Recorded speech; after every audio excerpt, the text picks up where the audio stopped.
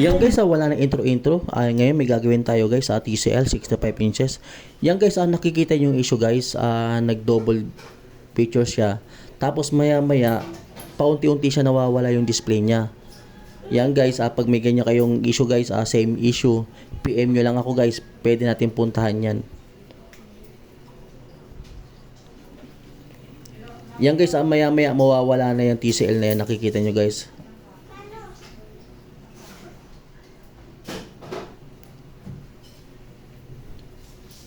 Yan, namuti na siya guys. Namuti na yung TCL niya. Tapos maya-maya mawawala na yan.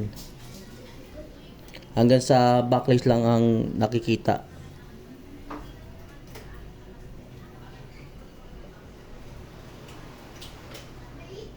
Yan guys, so nawala na yung display, di ba? Ngayon, o-open natin kay Remar Sisista. Pabubuksan natin ngayon guys. Yan aming customer, binabantayan kami kung paano magkalas. Yan pala yung kapatid ko, si Remar Sisista, taga-kalas ng mga TV.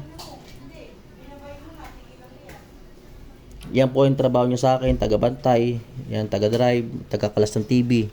Yan po si Remar Sisista. Yan guys, nabuksan na natin. Ngayon, nag-trouble ako dyan. Ngayon, naghang ako kabilaan. Yung kabilang side, okay naman yung display niya. Ngayon sa side, alam na this, matik na yan.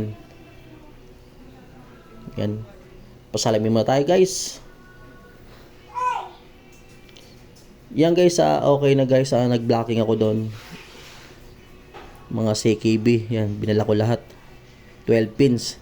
Yan guys, meron tayong lilinisin lang dahil yung connection ng flex madumi. Yan guys, okay na siya. May lumabas na display. Buo na yung display niya. Yan guys, kitang kita nyo. Okay na guys.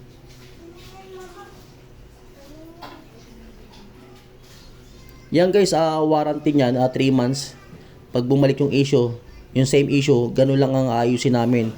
Pag may ibang sira na guys, labas na kami doon. Lahat naman yan ganun. Pag may ibang sira, labas na kami doon. Basta yung may warranty dyan, yung same issue lang.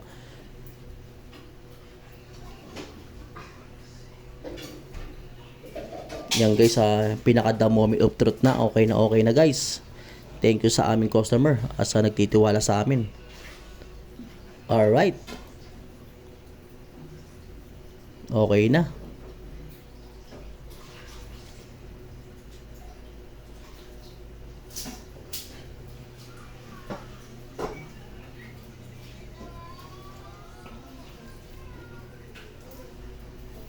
Nalagay lang ni sir sa YouTube.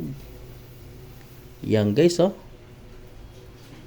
Yan, thank you for watching. Alright, gang gang.